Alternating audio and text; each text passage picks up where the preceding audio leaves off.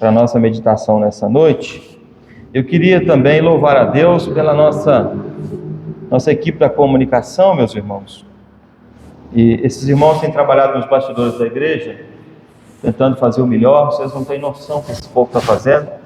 E nós melhoramos muito aqui o nosso informativo. Se você gostou, você dá um glória a Deus e depois você dá uns parabéns para a turma lá, gente. Beleza?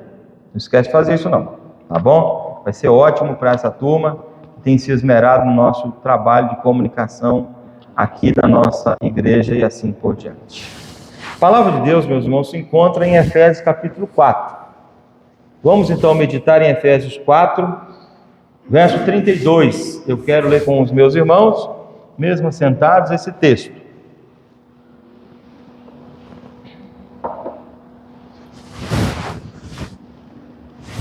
Efésios 4, meus irmãos, verso 32.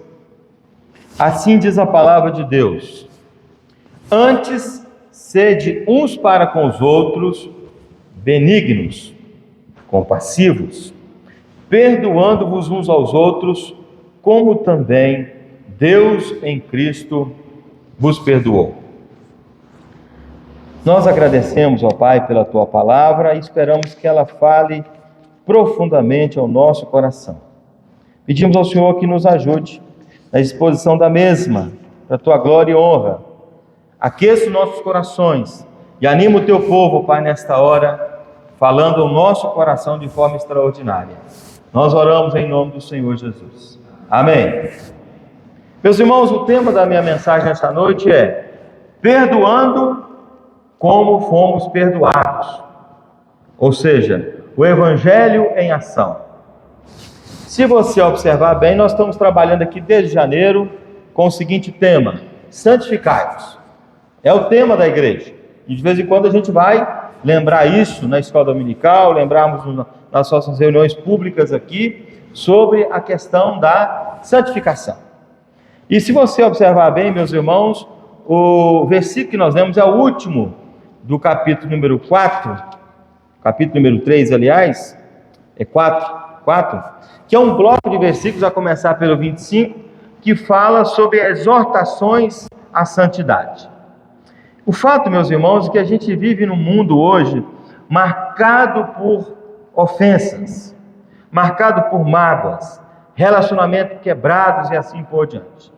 Contudo, o apóstolo Paulo, nesta carta, nos apresenta um caminho completamente diferente. Ele fala do caminho da graça. E isso é maravilhoso. Os meninos cantaram aqui uma canção que nos remeteram a esse caminho, o caminho da graça. Então, Efésios 4:32, meus irmãos, Paulo vai nos lembrar e vai nos chamar a viver com bondade, viver com compaixão e perdão, tendo como modelo o próprio Cristo. Cristo é o nosso modelo, não podemos esquecer disso. É uma repetição que aconteceu nos séculos passados, com o povo passado, que vai acontecer conosco e que vai acontecer até quando Jesus quiser. É uma repetição, não tem como fugir disso. E esse versículo, meus irmãos, não apenas é um conselho moral, mas uma convocação para refletirmos em nossos relacionamentos o mesmo perdão que nós recebemos de Deus. O mesmo perdão. Nós acabamos de orar agora há pouco, dizendo: Deus perdoa os nossos pecados. Lembra disso? Você fez essa oração. Então é nessa direção que eu quero trabalhar com os meus irmãos. Porque, queridos irmãos, eu entendo que perdoar não é uma opção do crente, mas é uma consequência da graça que nos alcançou. A graça nos alcançou e automaticamente nós entendemos que agora, com o mesmo amor, porque Cristo nos perdoou, também devemos perdoar uns aos outros. Paulo, então, meus irmãos, vai encerrar esse capítulo 4, o capítulo 4 de Efésios, fazendo, na verdade, uma exortação prática, após ele ter ensinado sobre a questão da nova vida em Cristo. Se você pegar os versículos 17 até o 31, Paulo vai tratar sobre isso, a questão de sermos novos em Cristo. Ou seja, o dia que você entregou a sua vida a Cristo, agora você se tornou uma nova criatura. Sendo uma nova criatura, agora você é convidado, então, a exercer o amor e o perdão em relação ao seu próximo, na mesma perspectiva que o Senhor Jesus exerceu. Então aqui, meus irmãos, Paulo vai nos mostrar o caminho que o crente deve seguir como reflexo da graça que ele recebeu. É interessante notarmos também que na nossa teologia reformada, entende-se que a ética cristã flui da doutrina, ou seja, somos santos porque fomos salvos, e não para sermos salvos. O perdão, meus irmãos, é uma graça visível desta nova vida. Você recebeu o perdão? Ok. Então a graça alcançou o seu coração. Você agora está num tempo novo, numa vida nova, e isso é visível. É o fruto, meus irmãos, de que quem foi alcançado pela a graça soberana de Deus. Isso é algo que nós vamos sempre lembrar à nossa mente, ao nosso coração. Fomos alcançados pela graça soberana de Deus.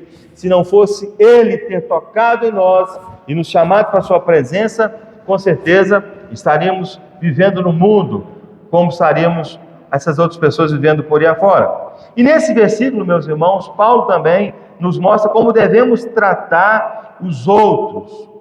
Como? Com a mesma misericórdia que nós recebemos do Senhor. Paulo vai dizer: olha, irmãos, crentes de Éfeso, vocês precisam tratar uns aos outros, porque vocês são uma igreja, e essa carta sai de uma prisão, onde Paulo escreve essa carta à igreja.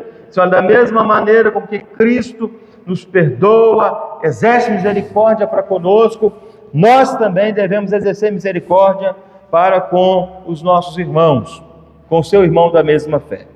E há pelo menos 3 verdades, meus irmãos, que eu quero aqui elencar com os meus irmãos. Primeiro, eu quero fazer a observação do versículo que nós lemos. Diz assim: sede uns para com os outros, o quê? Benignos. É a instrução de Paulo. Sede uns para com os outros benignos. Ou seja, meus irmãos, a palavra benignidade aqui, a gente pode definir como, nessa primeira etapa aqui, atitude graciosa do coração regenerado. Só alguém que tem um coração regenerado é que consegue exercer benignidade. É o que Paulo está tentando ensinar àquela igreja e quer nos ensinar nessa noite.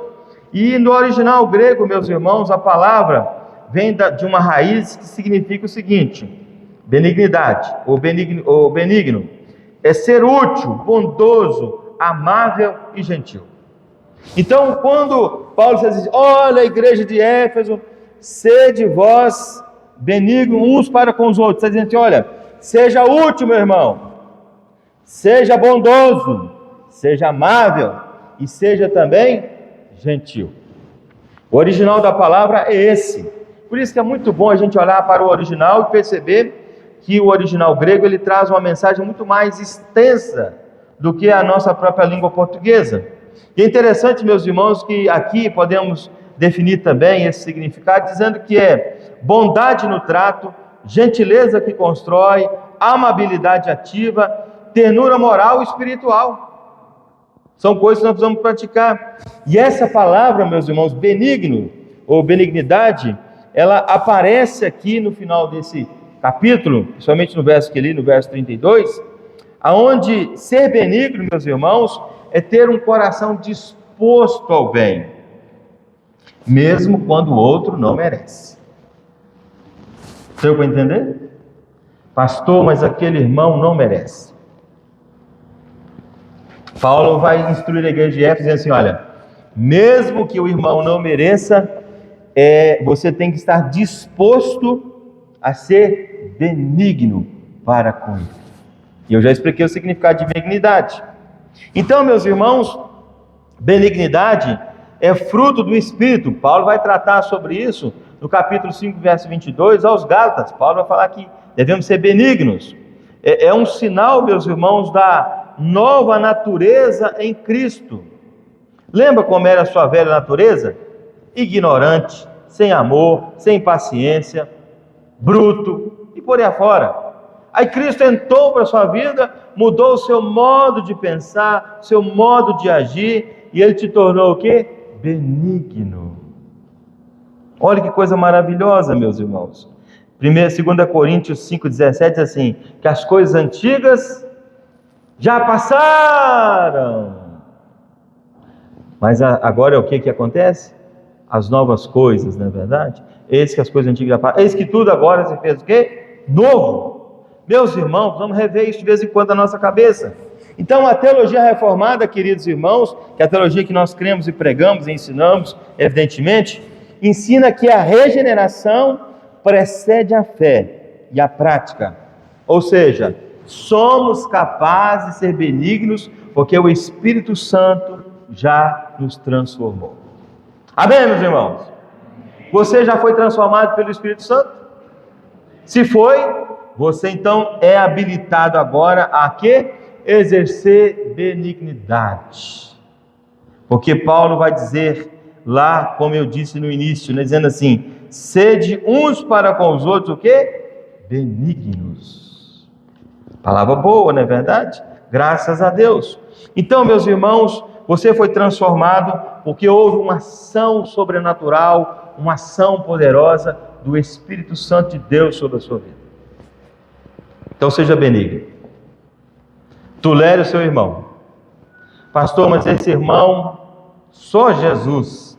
É esse irmão mesmo que Jesus colocou na sua vida para te burilar, para te moldar, para te fazer você melhor. Você precisa ter paciência com ele. É caminhar com ele. É interessante, meus irmãos, que um dos reformadores, eu gosto muito de pegar a opinião dos reformadores, porque foram homens que Deus usou no passado. Martinho Lutero, ele diz o seguinte, que benignidade é como reflexo da graça recebida. Quando eu sou benigno, eu estou exatamente refletindo o quê? A graça que eu recebi do meu Deus. Então, meus irmãos, Lutero acreditava que assim como recebemos graça e perdão imerecidos de Deus, somos chamados a refletir isso em todo o nosso trato para com o próximo. Eu tenho que aprender a tratar bem o meu próximo. E como é que eu trato bem o meu próximo? Sendo benigno. É seguindo as instruções que a Bíblia apresenta. Eu terminei hoje as nossas aulas na classe Catecúmenos, né? E nós, dentro de várias orientações que demos, olha, meus irmãos, queridos, futuros membros da igreja, vocês precisam estar atento à lei de Deus. Aonde está a lei de Deus? É a palavra do Senhor. O que ela te autoriza a fazer, você faz. O que ela não te autoriza a fazer, você não faz. Nunca deixe de observar a lei de Deus. E nessa noite, meus irmãos, estamos aqui observando esta porção santa, onde a instrução de Paulo para a igreja de Éfeso, que vale para nós, é que nós devemos ser o quê? Benignos uns para com os outros. Então, meus irmãos, a benignidade, na visão de Lutero, é agir movido pela fé, uma vez que fé viva se manifesta pelo amor prático. Só dizer que ama não vai resolver. É preciso ter o quê? Praticidade na execução e no trato desse amor. Meus irmãos, eu queria ainda desafiar você a pensar sobre algo importante. Porque aqui, essa palavra, benignidade, atitude graciosa do coração regenerado, eu queria que você pensasse da seguinte maneira. Olha só. Primeiro, cultive um coração pronto para ajudar. Deu para entender? Cultive um coração pronto para ajudar. Tenha disponibilidade de ajudar. Isso é exercer benignidade. Segunda coisa, compreender. A gente vive num mundo onde as pessoas não conseguem compreender umas às outras, não é verdade? Infelizmente, isso é na escola, isso é no trabalho, isso é dentro do lar, acontece. Mas aqui nós vamos aprender a compreender uns aos outros. Servir, meus irmãos, não por mérito, mas porque você foi alcançado pela graça. Querido, quando você encontrar alguém, e você encontra todo dia com seus irmãos da mesma fé, e o convite é, seja benigno, você tem que exercer isso, não porque você é bacana, ou porque o seu irmão merece, não, é porque o nosso Deus lhe alcançou com amor e benignidade, ele exerceu graça sobre a sua vida, E a gente precisa entender isso. Então, de vez em quando, nós temos que falar assim: como é boa, como é bom ouvir a palavra de Deus, que nos conforta, mas também que nos exorta. Então, essa é a primeira, meus irmãos, das ações que eu queria deixar com vocês nessa noite. Perdoando como fomos perdoados. Ou seja, o Evangelho em ação. E a primeira coisa é exatamente essa: benignidade, atitude graciosa do coração regenerado.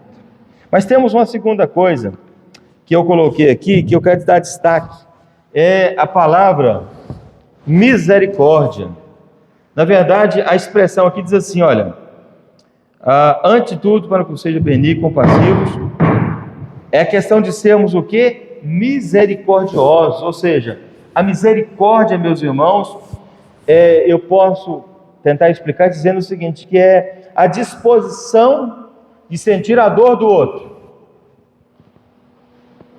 Dá para sentir a dor do outro?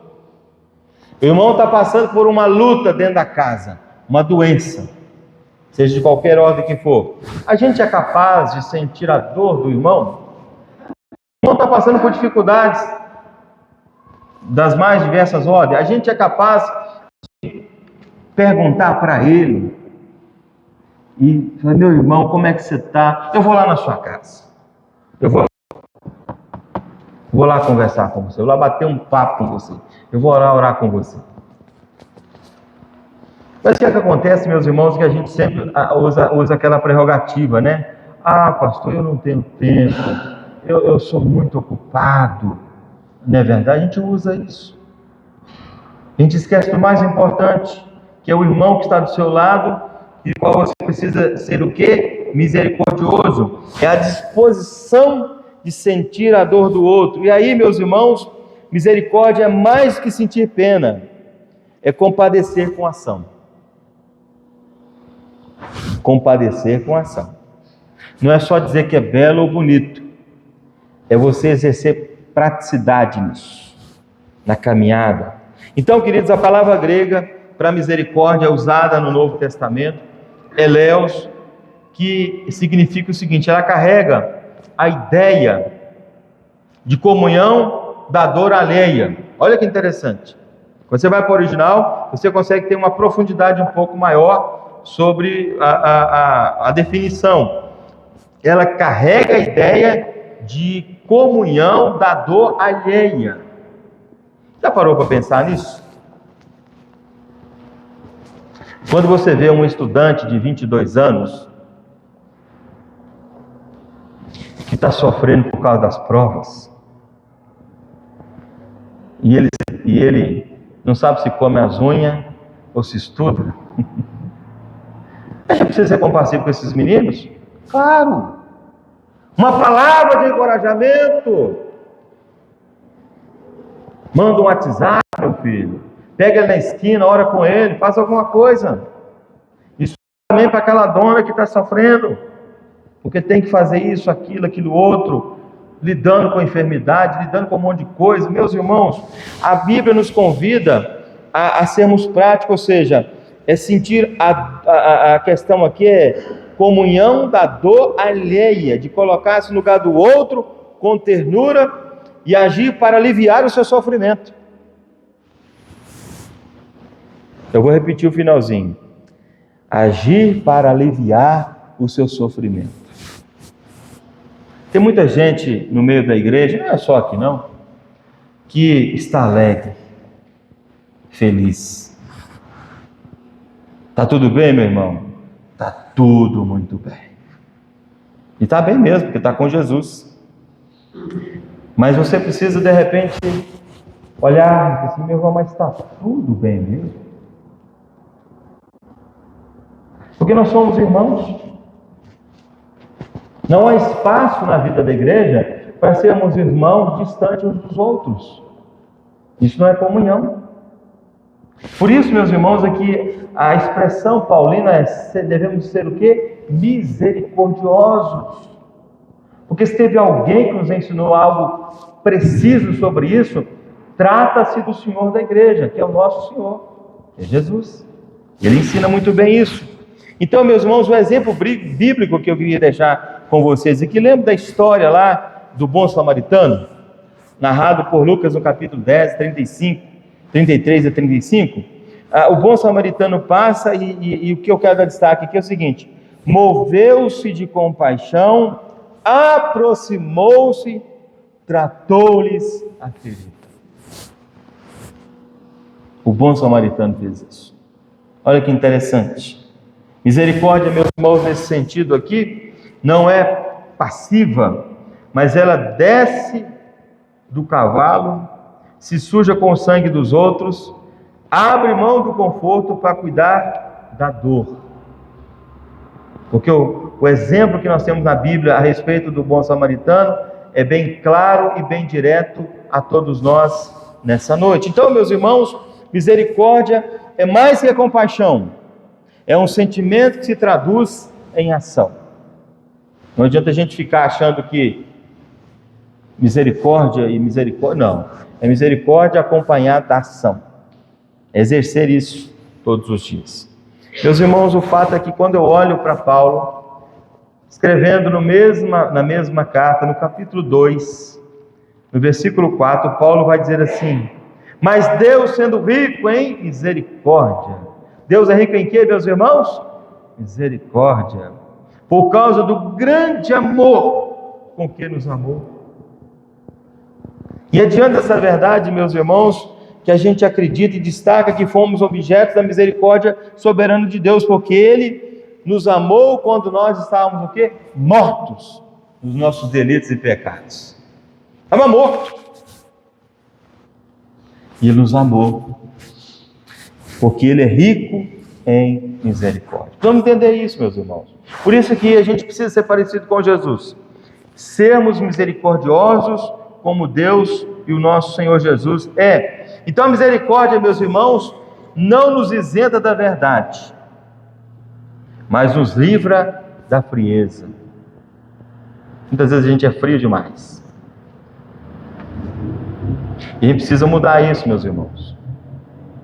Porque somos uma igreja, somos a família do Senhor Jesus, pertencemos a um reino que não é desta terra, mas é o reino celestial, que irá morar com o nosso Deus na eternidade. A gente precisa observar mais a lei do nosso Deus. É interessante, meus irmãos, pensarmos aqui o seguinte, que a misericórdia, ela não nega o erro, mas escolhe tratar o pecador com graça, como fomos tratados. Deus acabou de tratar o nosso coração, perdoando de todo o pecado. Isso é maravilhoso. Eu queria aplicar isso ao seu coração. Essa segunda ideia que eu trouxe aos irmãos aqui nesta noite, quando fala que misericórdia é a disposição de sentir a dor do outro. O que eu posso aplicar isso ao seu coração? Primeiro, não seja indiferente à dor do próximo. Não seja indiferente. Nós temos escolhido algumas coisas muito positivas aqui na igreja nesses últimos dias, quando tomamos a feliz decisão de orarmos juntos aqui na igreja, as irmãs, os homens e os jovens. Tem sido bom demais. Alguns jovens, quando eu acompanho os jovens lá, alguns jovens têm assim a coragem de falar assim: olha, pastor, ora por mim nessa área. Eu estou com muita luta. E quando eu olho para os homens então orando, e agora estão orando até mais do que devia, não é verdade? E não tem problema orar, mas eles têm uma necessidade de falar o que está acontecendo dentro da casa, dentro do trabalho, na vida. Que coisa boa, meus irmãos. Significa que nós estamos o quê? Nos envolvendo e exercendo na prática a misericórdia. Então a igreja, queridos, deve ser um lugar onde os caídos encontram graça e não um julgamento frio. Eu tenho que tomar muito cuidado com isso. Você também. Porque a gente não sabe como é que está seu coração. Hoje eu estava falando para a minha classe lá, despedindo dos queridos, dizendo: olha, a igreja é um grande hospital de almas, onde os feridos vêm para cultuar a Deus, mas também para receber uma palavra de consolo, de instrução, para a caminhada que começa hoje. Hoje é o primeiro dia da semana. Como é que vai ser a segunda? e a terça, e a quarta, e a quinta tem aquela prova que você nem leu a matéria direito ainda, e você já está nervoso, não é verdade? E você tem que fazer uma outra coisa na quinta, uma outra preocupação, sei lá, alguma coisa assim que te deixa tenso. Então, querido e querida, duas coisas eu preciso deixar com vocês nessa noite. Primeiro, quando eu falo perdoando como fomos perdoados, é a prática do Evangelho ou Evangelho em ação. Eu preciso dizer primeiro que devemos exercer o quê? Benignidade. O que implica isso? Atitude graciosa do coração regenerado, no caso, o nosso coração. A segunda coisa, meus irmãos, é o exercício da misericórdia, é a disposição de sentir a dor do outro. E finalmente, meus irmãos, eu quero concluir aqui, aplicando o terceiro ponto, que é exatamente me atendo ao final do verso, que diz assim: perdoando-vos uns aos outros, como também Deus vos perdoou em Cristo. É interessante aqui, meus irmãos, que eu pensei, o que eu vou trabalhar aqui? E a ideia é o seguinte: perdão, o reflexo da cruz em nossos relacionamentos. Perdão, o reflexo da cruz em nossos relacionamentos. O perdão, meus irmãos, do crente, não começa em nós, mas ele começa em Deus. Quando Deus trata o seu coração e te dá condições de perdoar. O modelo, meus irmãos, do nosso perdão está na cruz. Vocês sabiam disso? O modelo de perdão está na cruz. Então, isso aqui é para tirar qualquer dúvida e qualquer coisa que paira no seu coração, que você se diz: não vou perdoar, pastor. Então você precisa largar a cruz. E nessa noite eu coloco os seus olhos de novo na cruz, dizendo o seguinte, que o modelo do nosso perdão está na cruz, onde a justiça e a misericórdia se encontram. Dr. Lucas, escrevendo, no capítulo 23 e 24, ele fala assim: Pai, perdoa-lhes, porque não sabem o que fazem. Está falando de quem? Falando de nós. Meus irmãos, a cruz revela o preço do perdão. A cruz revela o preço do perdão. Perdoamos porque fomos perdoados. Vocês sabiam disso? Claro. Quem nunca passou por uma ofensa de algum irmão? Eu tenho mais de 40 anos de vida cristã. Vocês acham que eu não tive lutas? Muitas lutas. Muitos problemas. Mas Deus tratou meu coração e a gente conseguiu tratar isso com o irmão. E louvado seja Deus que tudo foi resolvido. Meus irmãos, é interessante isso porque é custoso, sacrificial, porque a cruz revela o perdão, não é algo banal ou superficial, é algo concreto, porque custou a vida do nosso Senhor Jesus. E é interessante, João Calvino, comentando essa passagem, ele diz o seguinte: nada revela mais graça de Deus do que o perdão, pois é ali que o amor vence o pecado. Deu para entender? É por aí, meus irmãos. E muitas das vezes, nessa longa caminhada de ministério, 20 anos lidando com o ministério, você muitas vezes fala alguma coisa que ofende aos irmãos, os irmãos falam muitas coisas que ofendem a gente, mas a gente tem que aprender a lidar com o perdão. E eu louvo a Deus porque esse Deus maravilhoso trabalha isso na vida da igreja, né? Então, talvez haja na sua vida ou na vida de algum irmão aqui nessa noite uma ferida aberta, precisa ser tratada. Precisa ser tratada. E eu entendo que a gente só vai conseguir tratar isso quando a gente conseguir olhar para a cruz de Cristo e perceber que lá fomos perdoados e devemos dar o perdão, porque essa é a instrução que Paulo dá à igreja de Éfeso. Então, meus irmãos, Cristo não, Cristo na cruz levou a nossa culpa e a nossa condenação. O modelo do perdão é o perdão de Deus em Cristo. Como é que é o modelo do perdão de Deus em Cristo? Ele é completo, ele é imerecido e ele é gracioso. Ele é completo, que resolve. Ele é imerecido porque você não merece, mas é graça de Deus. E ele é gracioso porque parte de um Deus que lhe ama. Quando você tem um coração arrependido, ele lhe perdoa e quer que você faça o mesmo com o seu próximo e com o seu irmão. Então, meus irmãos, não perdoamos para sermos aceitos, mas porque fomos aceitos por Cristo. E há um ensino da nossa teologia que diz assim: a fé nos ensina que o perdão divino é baseado na expiação substitutiva e garantido pela aliança da graça na pessoa do nosso Senhor Jesus. Uma vez eu estava dando um aconselhamento e o irmão falou assim: olha, pastor, essa irmã me ofendeu gravemente. E eu não vou atrás dela para dizer que ela me ofendeu. E eu falei assim: muito bem, meu irmão, vamos abrir a Bíblia, vamos ver o que a Bíblia diz. Se você pegar Mateus 18, a interpretação de Mateus 18 ela é muito simples. Diz que o ofendido deve procurar o ofensor. E diz assim: você me ofendeu. Eu não gostei da sua palavra. Eu não gostei do que você me disse. Isso aconteceu comigo. E Anaí, há muitos anos atrás, eu falei alguma coisa. Eu estava iniciando meu ministério e ela não gostou. E eu percebi que aquela irmã sumiu da igreja. Eu disse: minha irmã, fui atrás da minha irmã, o que aconteceu? Pastor, o senhor falou algo que eu não gostei. Eu disse: minha irmã, eu realmente falei. Mas eu queria te pedir perdão porque falei.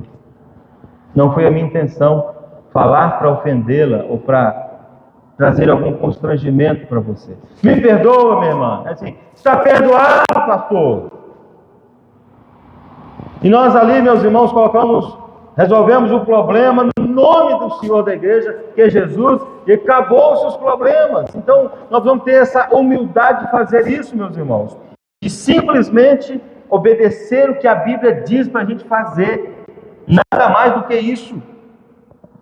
Não podemos fazer além daquilo que a Bíblia não ensina, mas aquilo que a Bíblia ensina, nós devemos fazer, meus irmãos, e não há nada mais além disso.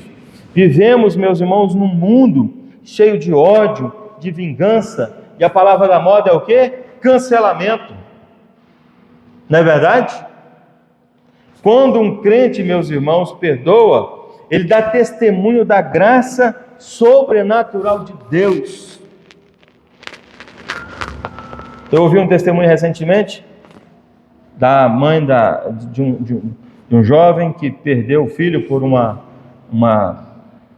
outro rapaz. Ele disse: não, eu perdoo ele, eu o perdoo. É muito difícil para uma mãe perdoar alguém que assassinou o seu filho, mas ela perdoou. E eu disse: olha, eu vou dizer para você por que eu estou perdoando. E aí foi o tempo que ela teve para quê? Dar testemunho da cruz de Cristo. Ela falou assim: o meu Deus me perdoou e me condiciona também a dar o perdão, por isso perdoo. É uma grande oportunidade, meus irmãos, que eu tenho de testemunhar. E João 13:35 diz assim: nisso todos conhecerão que sois o quê? Meus discípulos, se tiverdes amor uns aos outros. Ponto final. Dr. John Stott, comentando essa questão do perdão, eu achei muito interessante o seu comentário, que ele fala assim, abre aspas: o perdão é o dispositivo da fé cristã e a linguagem da cruz em nossos relacionamentos, fecha aspas. Esse é o pensamento do Dr. John Stott. Em outras palavras, meus irmãos, você não tem o direito de reter o perdão. Sabia disso? Baseado nos princípios das Escrituras. Como diz os meus irmãos pentecostais, assim: libera o perdão, varão. E é verdade, tem que liberar o perdão. Então, meus irmãos, é nesse sentido que eu queria caminhar com vocês. Se Cristo perdoou sua grande dívida, lembra da sua dívida? É grande. O que Cristo fez? Perdoou a sua dívida. Perdoe as pequenas dívidas dos seus irmãos. A instrução de Mateus 18, 21 a 35 é: quantas vezes devo perdoar meu irmão, pastor? 70 vezes 7. É muita coisa, não é verdade? Então vamos de vez em quando observar o ensino bíblico e parar de ficar atrelado e observando apenas os nossos conceitos sobre a matéria. O conceito tem que ser bíblico e assim por diante. Então, queridos, o perdão é o reflexo da cruz em nosso relacionamento, ou seja, perdoando-vos uns aos outros, como também Cristo vos perdoou. E eu finalizo, meus irmãos, porque daqui a pouco temos aqui do lado a nossa confraternização. É boa, não é, gente? É boa. E hoje está boa demais. Não sai sem cumprimentar o pastor e sem passar ali, viu, gente? Isso é bênção. Então vamos lá, vamos encerrar. Efésios 4,32 é o texto que eu li.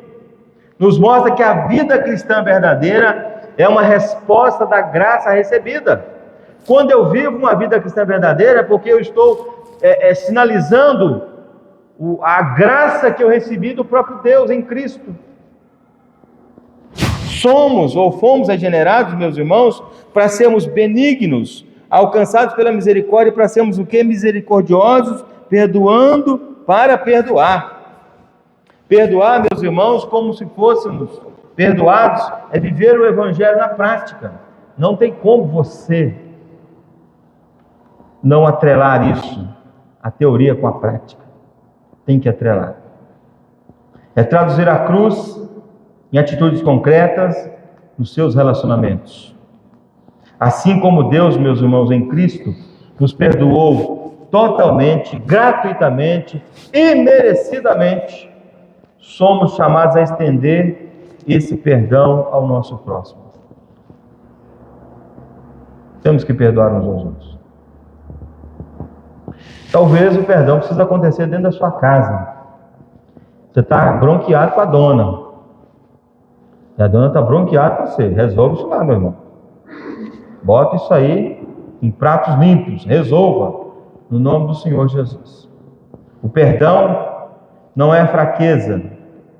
É o sinal da maturidade espiritual e de um coração transformado pela graça. Eu queria muito me ater um pouco a isso aqui.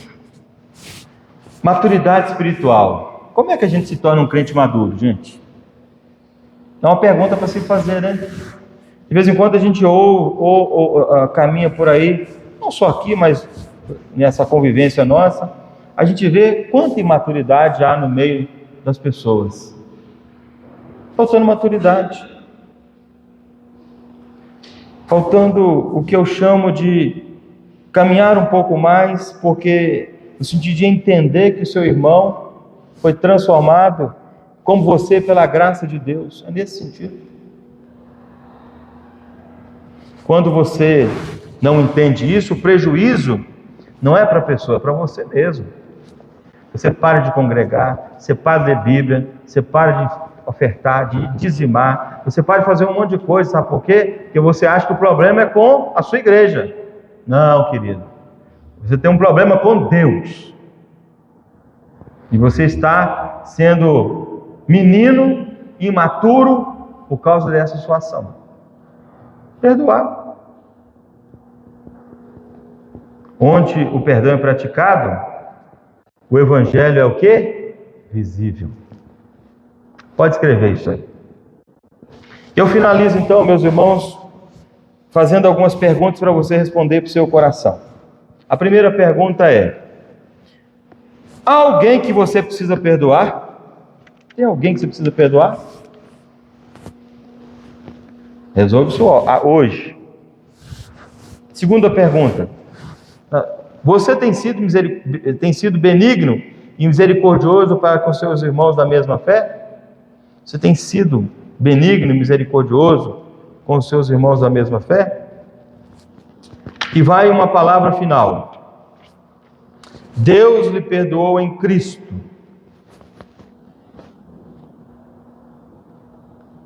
Amém, irmãos? Você tá convicto disso? Que parece que não. Eu vou repetir a frase, que o pessoal da galeria não ouviu, não é possível. Então tire dito amém. Deus lhe perdoou em Cristo. Amém, irmãos? Graças a Deus. Então não retenha o que você recebeu de graça. Não retenha o que você recebeu de graça. A minha oração é que Deus abençoe sua vida em nome de Jesus. E te faça entender a preciosidade que é o versículo lido nessa noite para a sua edificação. Li apenas um verso. Antes, sede uns para com os outros, o quê? Benignos, misericordiosos, perdoando-vos uns aos outros, como também Deus vos perdoou em Cristo. Vamos ficar de pé, meus irmãos, vamos orar. Vamos pedir a Deus que de fato esteja aplicando essa palavra poderosa, bendita, ao nosso coração. Eu quero te convidar, você que tem o inário aí, o inário presbiteriano, quero te convidar a gente abrir no 299. Esse hino é um hino de uma estrofe só, que é na verdade uma oração que pedimos juntos ao nosso Deus para renovar as nossas forças.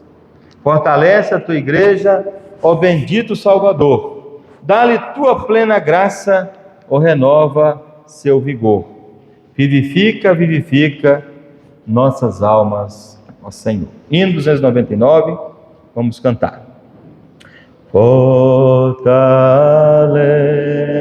a tua igreja, ó bendito Salvador, dá-lhe tua plena graça, ó seu vigor, vivifica, vivifica nossas almas, ó Senhor, vivifica,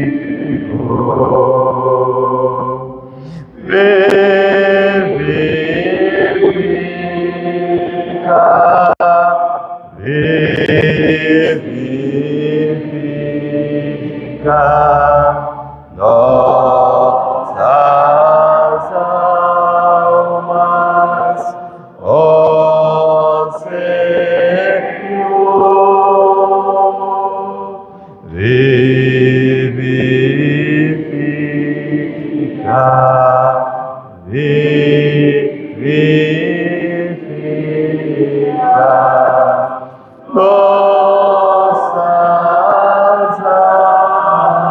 almas, ó Senhor.